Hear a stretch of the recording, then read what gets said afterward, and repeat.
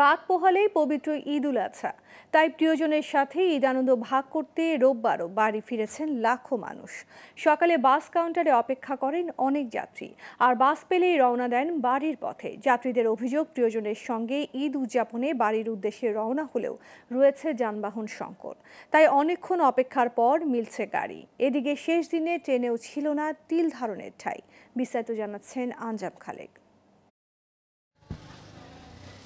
সময় ফুরিয়ে গেছে, মঙ্গলবার ঈদের আগে শেষ দিন, তাই প্রিয়জনের সঙ্গে ঈদ উদযাপনে যে যেভাবে পারছেন রাজধানী ছেড়ে ছুটছেন নাড়ির টানে বাড়ি। তবে গরম আর গাড়ির জন্য দীর্ঘ অপেক্ষায় নিদারুণ কষ্টের কথা জানান যাত্রীরা।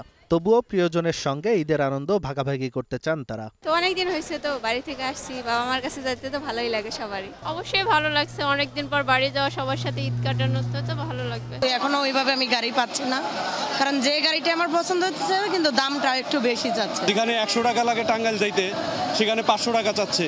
একটু কষ্ট হলেও যাচ্ছে, যদিও কষ্ট হচ্ছে, সব দিক দিয়ে কষ্ট হচ্ছে। কষ্ট এই যে গরমের কষ্ট, তারপরে খরচপত্র তো কিছু থাকেই।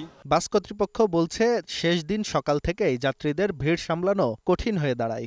গাড়ি এলেই হুড়োহুড়ি করে উঠছেন যাত্রীরা। ব্রিজ হওয়ার পর থেকে স্বাভাবিক এবার পাইলাম 3 দিনে পাইলাম আর কি, যাত্রীগুলা 3 দিনটা পরিপূর্ণ পাইলাম, এটাই আর কি। বিআরটিতে ভাড়ার চার্ট আছে, আমাদের চার্ট দেওয়া আছে, ওই চার্ট অনুযায়ী ভাড়া নিচ্ছে। ট্রেনেও বেড়েছে ভিড়, যাত্রীর চাপে কোনো ট্রেনেই যেন তিল ধারণের ঠাঁই নেই।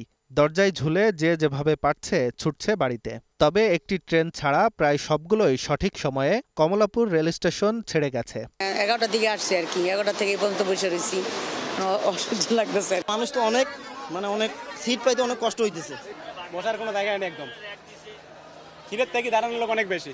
সিটি ট্রেনটা আজকে আমাদের এই মাত্র মেসেজ দিচ্ছে যে প্রায় 3 ঘন্টা লেট। কালকেও জাস্ট টাইমে গেছে, আজকে আমাদের 3 মিনিট। এর কারণটা তো আসলে বলতে পারতেছি না। এদিকে ছাদে যাত্রী ওঠা ঠেকাতে নিরাপত্তা কর্মীরা অবস্থান নিলেও সিট না পেয়ে ট্রেনের ছাদে উঠেই অনেকেই ফিরছেন বাড়ি। আঞ্জাম খালেক, গ্লোবাল টেলিভিশন, ঢাকা।